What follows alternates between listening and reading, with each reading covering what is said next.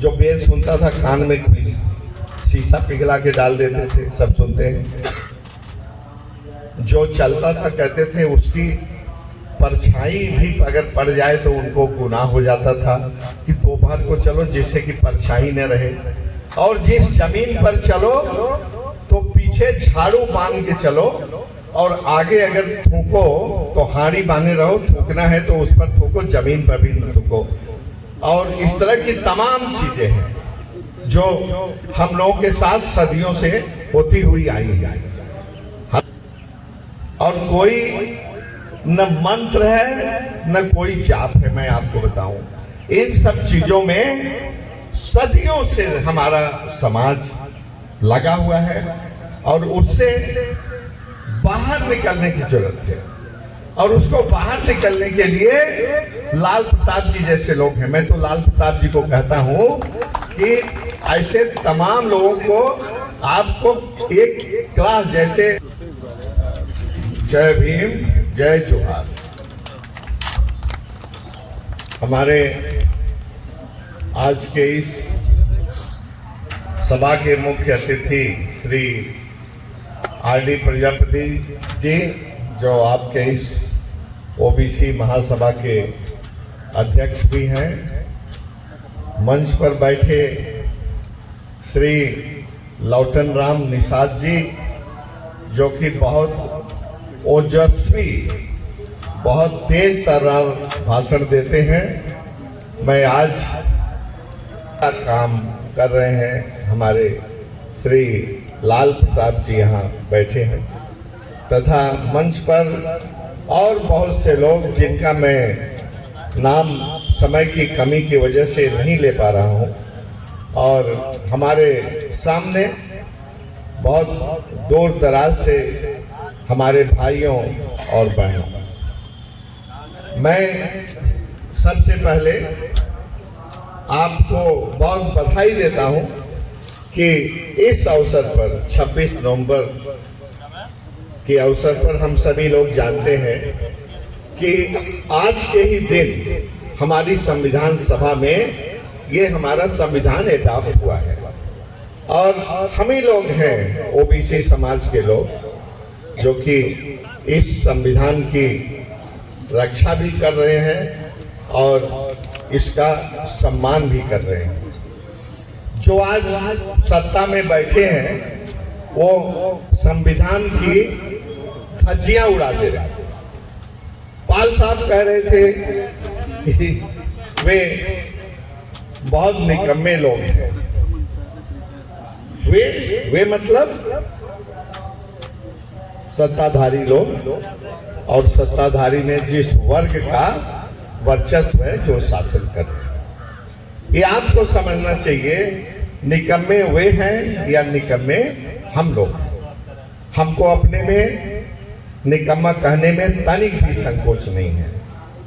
हम 85% होने का ढोल पीटते हैं कि हम इतनी संख्या में हैं। हम क्या 51% भी हैं?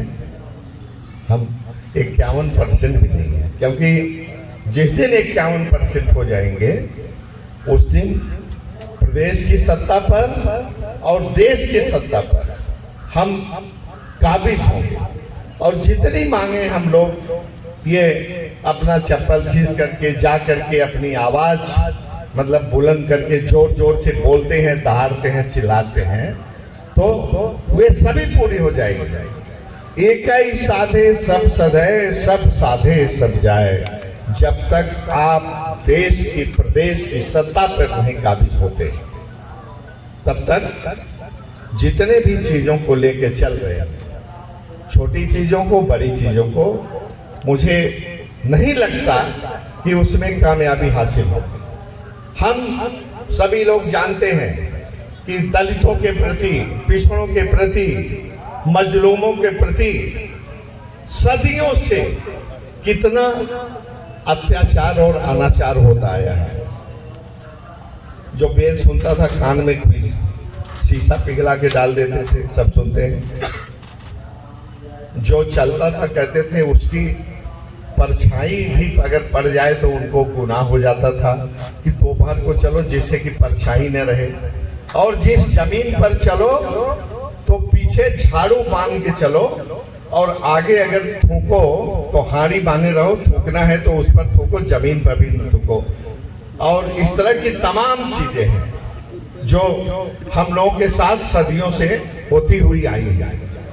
हालांकि हम काफी आगे आए हैं, बहुत सी चीजें खत्म हो गई हैं, लेकिन अभी हमको बहुत आगे बढ़ना है। और बहुत आगे कैसे बढ़ेंगे? जितने भी लोग बैठे हैं, कहते हैं ना हमारी तादाद तो बहुत ज्यादा है।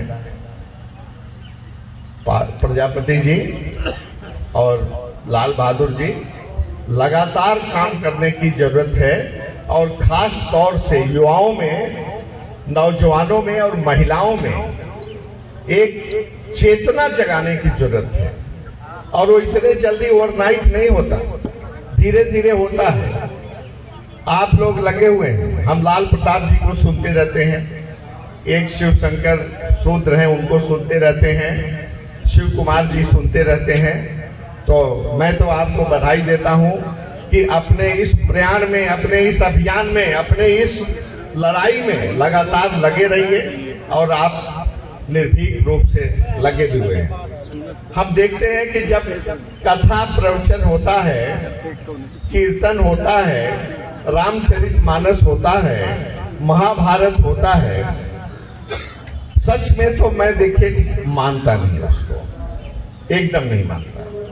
और मैं तो भगवान को भी नहीं मानता। मैं आपको बताऊं, देयर इज नो गॉड, कोई भगवान नहीं है, कोई राम नहीं है, कोई हनुमान नहीं है, कोई भगवान नहीं है, और कोई न मंत्र है न कोई जाप है। मैं आपको बताऊं, इन सब चीजों में सदियों से हमारा समाज लगा हुआ है, और उससे बाहर निकलने की जरूरत है। और उसको बाहर निकलने के लिए लाल प्रताप जी जैसे लोग हैं। मैं तो लाल प्रताप जी को कहता हूं कि ऐसे तमाम लोगों को आपको एक क्लास जैसे वो तैयार करते हैं ना, वो पाठ पढ़ने के लिए, पूजा हवन कराने के लिए वो तैयार कराते हैं चुन्नी रख करके, सब आपको भी ऐसे लोगों को तैयार करना चाहिए। आप अकेले क्या करेंगे? आप नहीं, उसका बाकायदे कार्यक्रम बनाकर ऐसे लड़कों को पाठ पढ़ाइए कि आपको क्या क्या प्रशिक्षण दीजिए, ट्रेनिंग दीजिए समय समय पर, जिससे समाज के हर जगह जा करके वो अपनी